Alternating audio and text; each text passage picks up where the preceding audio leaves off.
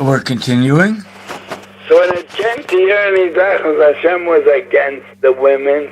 And when it came to Yerusha, no. Hashem was for the women, according to the chazon ish, they should be saved. And when it came to Yerusha Sabbas, so the women were excluded. What's shaykh to say? The opinion on women. It's not an opinion on women. It's an opinion on Torah. It's the Ratzon to understand the Torah. Says how it's such a chitzonistic look on the whole thing. That means not knowing the source of where everything comes. Everything comes from the dveikus in Torah. So it's shaykh to talk about how he viewed women. I mean, that's what I wanted to say. Now, am I going to judge him because of that one chapter? I'm not going to judge him. I once saw a picture of him. Stan, this is also my personal negias. I saw a picture of him and he was smiling. And he looked like a nice man in the picture. What do I understand? What do I know? And he did an excellent job, and he worked hard, and he probably made parnos, and he brought food for his wife from the parnos he made. So who am I to judge him? And another thing is, isn't it better that he was Osik? He spent years and years on knowing the chazon ish than if he would spend years and years to understand somebody else. Like there was others that they weren't zocha, so they wrote doctorate on Ben Gurion. Well, there must have been such people.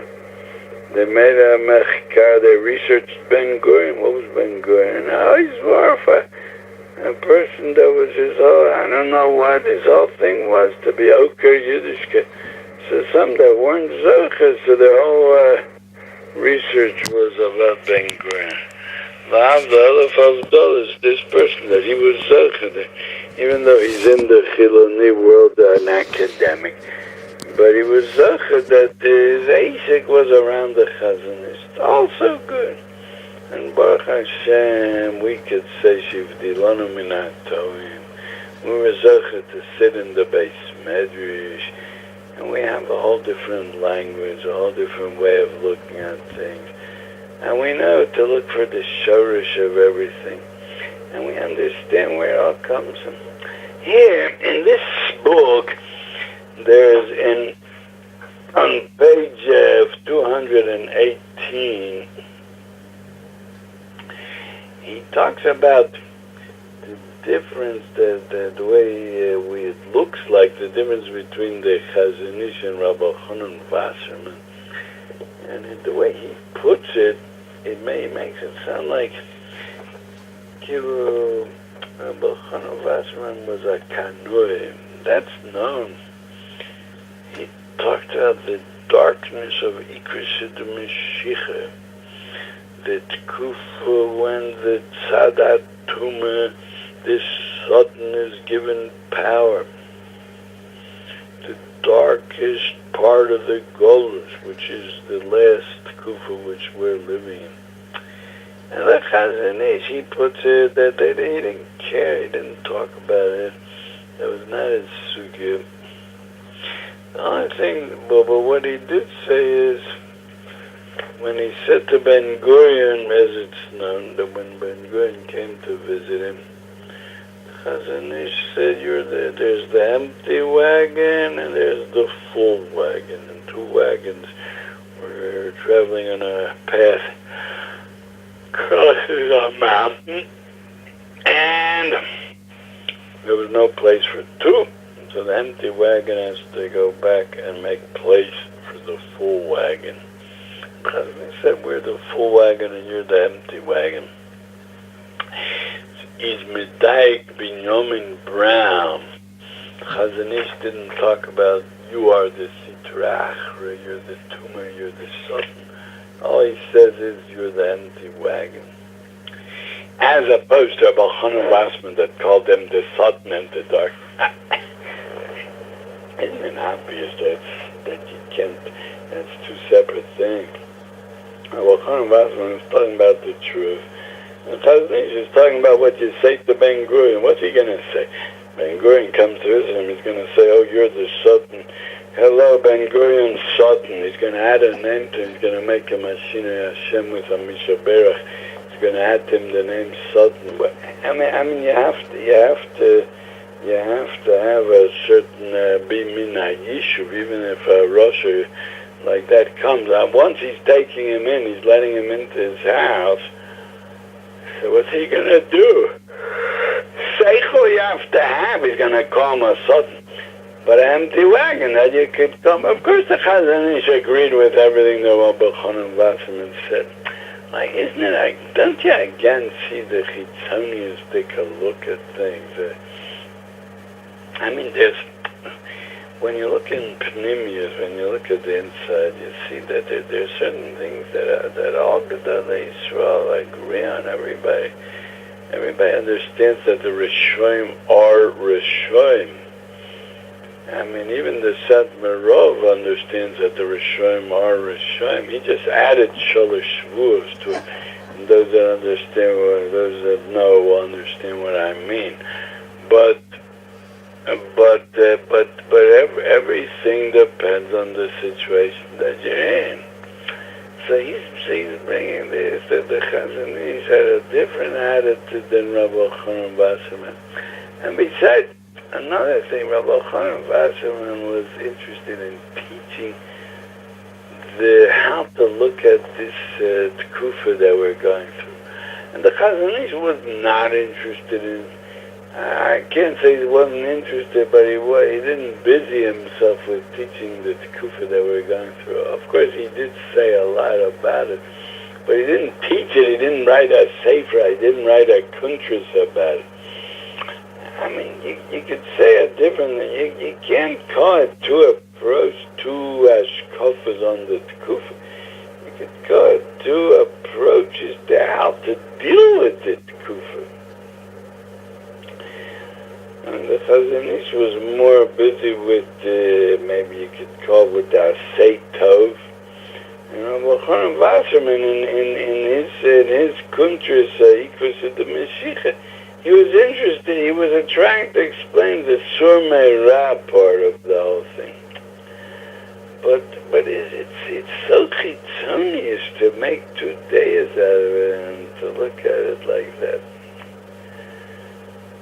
The emphasis that we have to know that by tzaddikim, by Gedolei Olam, everything we saw in them is a very, very small part of what they really were.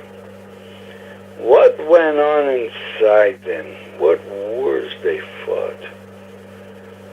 What effort they put in? We never heard or we never saw. And they're not going to talk about themselves. And that's very important to remember. There are people, and Hashem should help us that we should stay away from it as much as we can. There are people who talk about themselves. I was once on the bus and I met a certain person. I didn't want him to start asking me about where I'm going, what I'm doing. So I asked him a question about him. And as soon as I asked him a question about him, he started talking the whole way. He was not interested in anything else because he was so busy talking about himself. All I had to do was press the button and get him to talk about himself. Tzaddikim are just the opposite. The least you can talk about yourself, the better.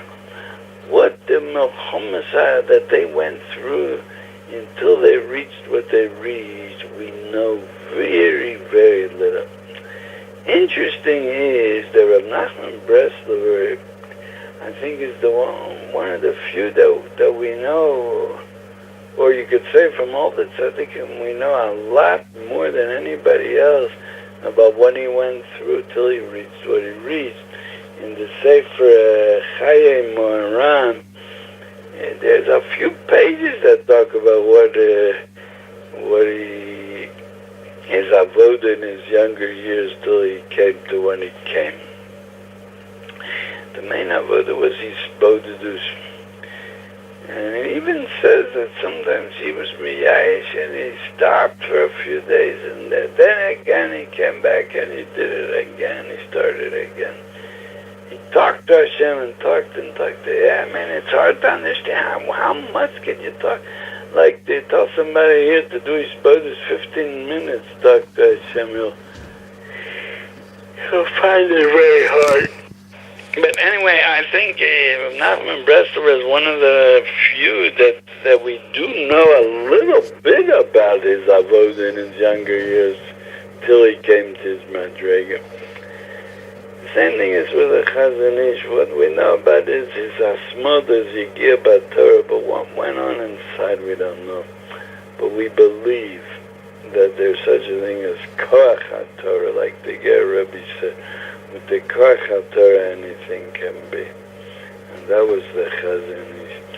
You don't have to write a book of 850 pages. You could say it in one word, koach HaTorah.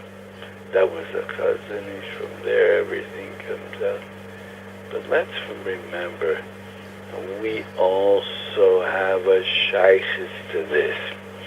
We also could come to Koach HaTorah. The Koach HaTorah that we can have is to give us the koachas to look down on Olam Hazeh, to look down on katnus, to look down on all kinds of taivis.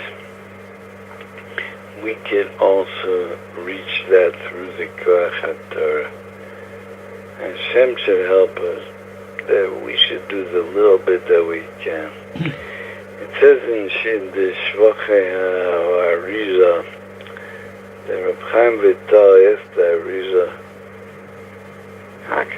the Arizah said big things about Reb Chaim Vital. Reb Chaim Vital asked the Arizah, but we're in this generation, we're so much smaller than the earlier times. The Arizal says, but since we're living in such low times, and this is the time of the Arizal, but since there's so much tumah in the streets, so much ra outside, nowadays with a small maaseh, you can reach the higher madregas than they reached in the earlier generation. Things that they needed a lot of avodah to reach, we can reach nowadays with just one maaseh. Hashem should help us that we should also have a shaykhs to the Koach HaTorah. We should also be a and Homo HaTorah. We should all be zocheh to be misala, to elevate ourselves, to be able to look down on Inyanei Olam Hazeh, all kinds of taivas, all kinds of kaptonos, all kinds of machlokas. We should be zocheh to be from a shaykhis, a small shaykhis, to be from the Bnei Aliyah. And like that we'll have some kind of a possibility to be zocheh, to be mekabel b'nei Mashiach, b'mheira v'yameinu, amen v'amen. Amen v'amen. Thank you very much, Rabbi Kaplan, for your stimulating words. Amen, brother.